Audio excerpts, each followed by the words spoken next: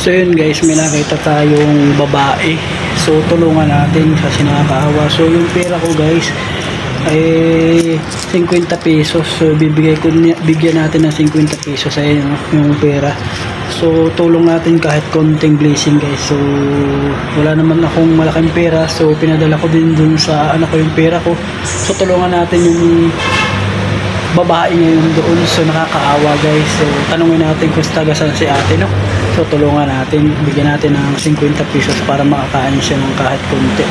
So wala naman ako maibigay na pagkain. So ito guys, ayun, ibigay na natin to.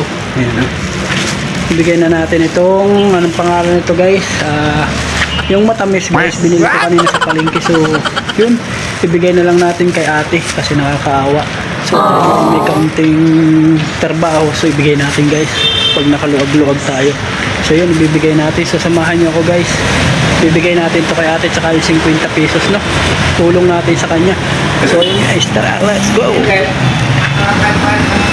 Bibigyan ko nga ng pagkain eh. Ito sa ate, oh. Teo,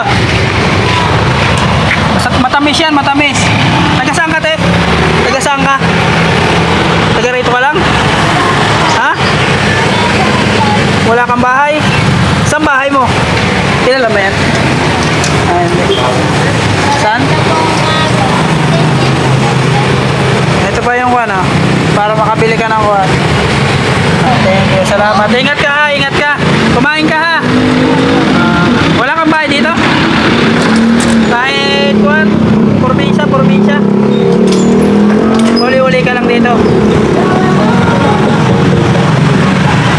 Baka may kuwang ka dun sa taga sa inyo. Wala kang kilala. Kahit taga sa inyo. Nag-iisa ka lang sa buhay. Uli-uli ka lang dito. Pagka may nagbigay sa akin ng pagkain, bibigyan kita. Diyan ka lang lagi pag uli-uli ka lang naman dito, 'di ba? Anong pangalan mo? Resume?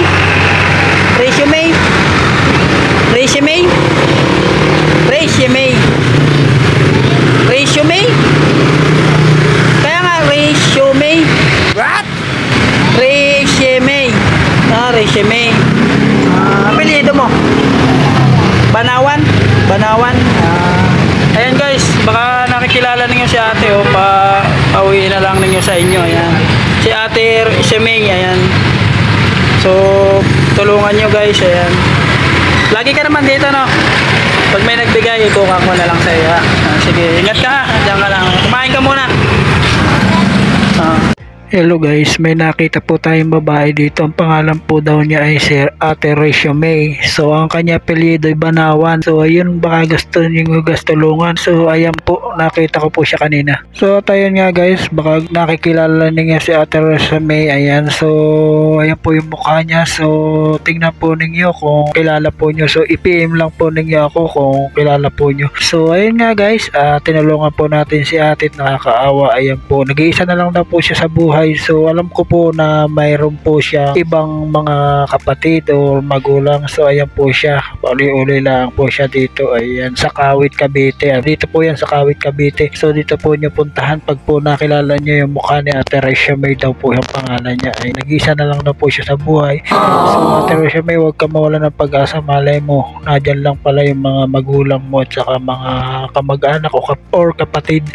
So ayun, tutulungan kita pag nakikita, halimbawa nakikita kita lagi dito sa tapat ng aming trabaho. So, papakainin kita hanggat ako'y mayroong laging maibigay sa iyo sapat na pagkain para sa iyo, Ate Resume. So ayun, huwag kang mawala ng pag-asa. Malay mo, balang araw makita ka ng mga kapatid mo, Ate Resume. So ingat ka lang sa daan kung saan ka lagi naglalakad. So ayun, shout out sa iyo, Ate Resume. So sa mga na gustong tumulong kay Ate Resume, so yun, PM lang po ninyo ako. So ito lang po si Ate Resume. So nakakaawa po siya. So hindi naman po kasi nung kung matino po siya. Ayan po, nakakausap naman po natin ng maganda na po. Ayun, tulungan po ninyo si Ate Resume sa mga makakakita rito. So ayun, shout out po sa lahat ng mga nakakita kay Ate Resume. Ay ito lang po siya sa Cavite, Kawit, at tulungan po natin siya. At ayan po, at nakakaawa po rin naman. Ano po, so ayun, hanggang dito na lang po ang vlog ni Michael Vlog. Ingat po kayong lahat.